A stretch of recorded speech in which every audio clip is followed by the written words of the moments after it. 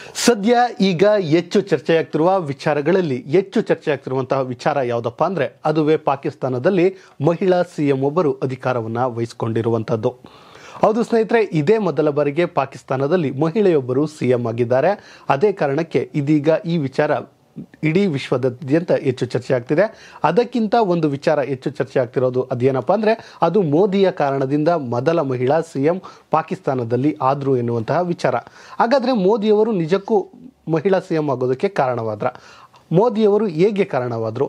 ಆ ಕುರಿತ ಒಂದು ವಿಶೇಷ ವರದಿ ನಿಮ್ಮ ಮುಂದೆ. ಹೌದು ಸ್ನೇಹಿತರೆ, ಪಾಕಿಸ್ತಾನದ ಮುಸ್ಲಿಂ ಲೀಗ್ ನವಾಜ್ ಏನ್ ಪಾರ್ಟಿ ಇದೆ ಅದರ ಪ್ರಮುಖ ನಾಯಕಿ ಆಗಿರುವಂತಹ ಮರಿಯಂ ಏನಿದ್ದಾರೆ, ಇದೀಗ ಪಂಜಾಬ್ ಪ್ರಾಂತ್ಯದ ಮೊದಲ ಮಹಿಳಾ ಸಿಎಂ ಆಗುವ ಮೂಲಕ ಇಡೀ ಪಾಕಿಸ್ತಾನದ ಇತಿಹಾಸದಲ್ಲಿಯೇ ಮೊದಲ ಬಾರಿಗೆ ಮಹಿಳೆಯೊಬ್ಬರು ಸಿಎಂ ಆಗುವ ಮೂಲಕ ಹೊಸ ಇತಿಹಾಸವನ್ನ ನಿರ್ಮಿಸಿದ್ದಾರೆ.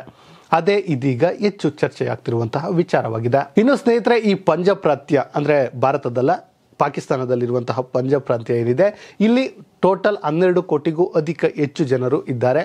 ಇಂತಹದೊಂದು ಪ್ರಾಂತ್ಯದಲ್ಲಿ ಇದೀಗ ಮಹಿಳಾ ಸಿಎಂ ಆಗಿರುವಂತಹದ್ದು ಒಂದು ರೀತಿ ಅಚ್ಚರಿಯ ಬೆಳವಣಿಗೆಯನ್ನು ಉಂಟು ಮಾಡಿದೆ.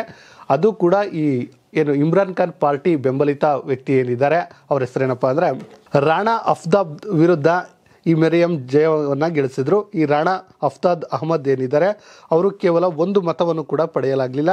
ಆದರೆ ಮರಿಯಂ 220 ಮತಗಳನ್ನು ಗಳಿಸುವ ಮೂಲಕ ವಿಜಯಶಾಲಿಯಾದರು. ಆ ಮೂಲಕ ಮೊದಲ ಮಹಿಳಾ ಸಿಎಂ ಆಗುವ ಮೂಲಕ ಇತಿಹಾಸವನ್ನು ಸೃಷ್ಟಿ ಮಾಡಿದ್ದಾರೆ. ಇನ್ನು ಸ್ನೇಹಿತರೆ, ಮೊದಲ ಬಾರಿಗೆ ಮಹಿಳಾ ಸಿಎಂ ಆದಂತಹ ಮರಿಯಂ ಚೊಚ್ಚಲ ಭಾಷಣವನ್ನು ಮಾಡಿದ್ದಾರೆ. ಆ ಸಮಯದಲ್ಲಿ ಅಲ್ಲಿನ ಜನರನ್ನು ಹೊಗಳಿದ್ದಾರೆ. ಅಂದರೆ ನೀವು ಒಂದು ರೀತಿ ನನಗೆ ಗೌರವವನ್ನು ಕೊಟ್ಟಿದ್ದೀರಿ, ನಿಮ್ಮ ಕೆಲಸಗಳನ್ನು ನಾವು ಈಡೇರಿಸುವಂಥ ಕೆಲಸವನ್ನು ಮಾಡ್ತೀವಿ, ಅಂದರೆ ಏನೆಲ್ಲ ಬೇಕೋ ಅದೆಲ್ಲವನ್ನು ಮಾಡ್ತೀವಿ. ಇದೊಂದು ರೀತಿ ಪಂಜಾಬ್ಗೆ ಸಿಕ್ಕಂತಹ ಜಯ ಎನ್ನುವಂಥ ಮಾತುಗಳನ್ನು ಹೇಳಿದ್ದಾರೆ. ಇದು ಪಂಜಾಬ್ನ ಮಹಿಳೆಯೊಬ್ಬರಿಗೆ ಸಿಕ್ಕಿರುವಂತಹ ಜಯ ಅನ್ನುವಂತಹದ್ದಷ್ಟೇ ಅಲ್ಲದೆ ನನ್ನ ತಂದೆ ನನಗೆ ಎಲ್ಲವನ್ನ ಕಲಿಸಿಕೊಟ್ಟಿದ್ದಾರೆ. ಇಂದು ಮಹಿಳೆಯೊಬ್ಬರು ಪಂಜಾಬ್ ಪ್ರಾಂತ್ಯದಲ್ಲಿ ಇರಬೇಕಾದ್ರೆ ಏನೆಲ್ಲ ಮಾಡಬೇಕೋ ಅದೆಲ್ಲವನ್ನ ನಾನು ಮಾಡ್ತೀನಿ. ಇಂತಹದೊಂದು ಜಯ ತಂದು ಕೊಟ್ಟಿರೋದಕ್ಕೆ ನನಗೆ ತುಂಬ ಖುಷಿಯಾಗಿದೆ ಎನ್ನುವಂಥ ವಿಚಾರವನ್ನು ಅವರು ಹೊರಹಾಕಿದ್ರು. ಇನ್ನೂ ಮುಂದುವರೆದು ಕೆಲವೊಂದು ಮಾತುಗಳನ್ನು ಆಡಿದ್ದಾರೆ. ಈ ಜೈಲು ವಾಸ ಏನಿದೆ ಅದು ನನಗೊಂದು ರೀತಿ ಕಾಮನ್ ಆಗಿತ್ತು.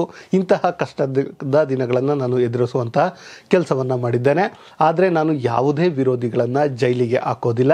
ನಾನು ವಿರೋಧಿಗಳಿಗೆ ಒಂದು ರೀತಿಯ ಧನ್ಯವಾದವನ್ನು ಹೇಳ್ತೀನಿ. ಯಾಕಂದರೆ ವಿರೋಧಿಗಳು ನನಗೆ ಒಂದು ದೊಡ್ಡ ಶಕ್ತಿಯನ್ನೇ ಕೊಟ್ಟಿದ್ದಾರೆ.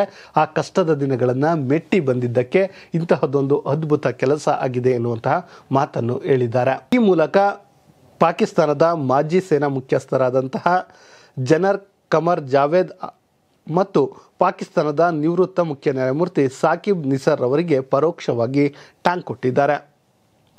ಇನ್ನು ಈ ಮರಿಯಂ ಬಗ್ಗೆ ನೋಡೋದಾದ್ರೆ ಸ್ನೇಹಿತರೆ, ನಿಮಗೆ ಗೊತ್ತಿರಲಿ, ಆರಂಭದಲ್ಲಿ ಸಮಾಜ ಸೇವಾ ಸಂಸ್ಥೆಗಳೊಂದಿಗೆ ಇವರು ತಮ್ಮನ್ನು ತಾವು ತೊಡಗಿಸಿಕೊಂಡಿದ್ದರು. 2012ರಲ್ಲಿ ರಾಜಕೀಯಕ್ಕೆ ಪ್ರವೇಶ ಪಡಿತಾರೆ. 1992ರಲ್ಲಿ ಸಫ್ದರ್ ಎಂಬುವರೊಂದಿಗೆ ವಿವಾಹವನ್ನು ಆಗ್ತಾರೆ. 3 ಮಕ್ಕಳು ಕೂಡ ಇದ್ದಾರೆ. ಇನ್ನು ಸಫ್ದಾರ್ ಏನಿದ್ದಾರೆ ಇವರು ನಿಮ್ಮೆಲ್ಲರಿಗೂ ಗೊತ್ತಿರುವಂತೆ ಪಾಕಿಸ್ತಾನದಲ್ಲಿ ಭದ್ರತಾ ಅಧಿಕಾರಿ ಅಂದರೆ ಕ್ಯಾಪ್ಟನ್ ಆಗಿ ಕಾರ್ಯವನ್ನು ನಿರ್ವಹಿಸುತ್ತಿದ್ದಾರೆ. ಇನ್ನು ನವಾಜ್ ಶರೀಫ್ ಪಾಕ್ ಪ್ರಧಾನಿಯಾದಾಗ ಅಧಿಕಾರವನ್ನು ವಹಿಸಿಕೊಂಡಿದ್ದಾಗ ಭದ್ರತಾ ಅಧಿಕಾರಿಯಾಗಿ ಕೂಡ ಕೆಲಸವನ್ನು ಮಾಡಿದ್ದಾರೆ. ಇನ್ನು 2013ರಲ್ಲಿ ಇವರು ಚುನಾವಣಾ ಉಸ್ತುವಾರಿಯನ್ನು ಕೂಡ ಈ ಹಿಂದೆ ನೋಡ್ಕೊಂಡಿರ್ತಾರೆ. ಆದರೆ ಸ್ನೇಹಿತರೆ, ಇದೆಲ್ಲದಕ್ಕಿಂತ ಹೆಚ್ಚು ಸುದ್ದಿ ಆಗ್ತಿರುವಂತಹದ್ದು ಏನಪ್ಪಾ ಅಂದ್ರೆ ಪ್ರಧಾನಿ ನರೇಂದ್ರ ಮೋದಿ ಅವರಿಂದ ಇವರು ಒಂದು ಪಾಕಿಸ್ತಾನದ ಸಿಎಂ ಆದ್ರ ಎನ್ನುವಂಥ ವಿಚಾರ. ಹೌದು ಸ್ನೇಹಿತರೆ, ಇದೀಗ ಇದು ಹೆಚ್ಚು ಚರ್ಚೆ ಆಗ್ತಿದೆ. ನಿಮ್ಗನ್ಸಿರ್ಬೋದು ಪ್ರಧಾನಿ ಮೋದಿಗೂ ಪಾಕಿಸ್ತಾನದಲ್ಲಿ ಸಿಎಂ ಆಗೋದಕ್ಕೂ ಏನು ಸಂಬಂಧ ಅಂತ. ಖಂಡಿತವಾಗಿಯೂ ಎಲ್ರಿಗೂ ಇಂತಹದೊಂದು ಅನುಮಾನ ಮೂಡುತ್ತೆ.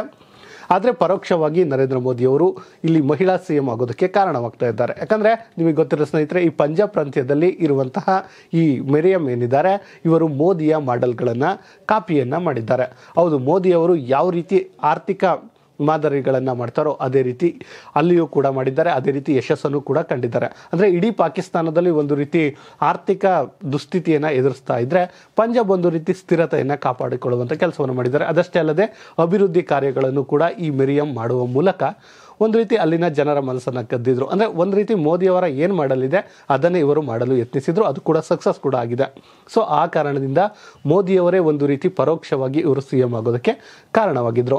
ಇನ್ನು ಸ್ನೇಹಿತರೆ, ನಿಮಗೆ ಗೊತ್ತಿರಲಿ ಪಾಕಿಸ್ತಾನದಲ್ಲಿ ಪರಿಸ್ಥಿತಿ ಹೇಗಿದೆ ಅಂತ.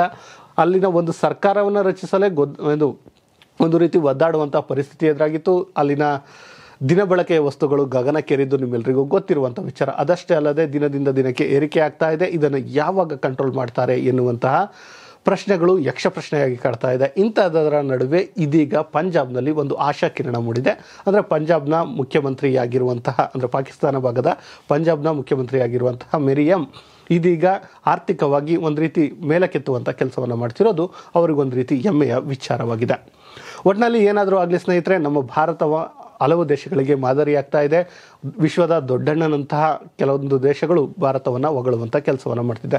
ಇಂಥದ್ರಲ್ಲಿ ಪಾಕಿಸ್ತಾನ ನಮ್ಮಿಂದ ಸ್ಫೂರ್ತಿಯನ್ನು ತೆಗೆದುಕೊಂಡು ಬದಲಾಗುತ್ತೆ ಅಂದರೆ ನಾವು ಬೇಡ ಅಂತೀವ? ಇಂತಹದ್ದೇ ಸುದ್ದಿಗಾಗಿ ಸದಾ ನೋಡ್ತಾ ಇರಿ ಲೈನ್ ಟಿವಿ ಕನ್ನಡ.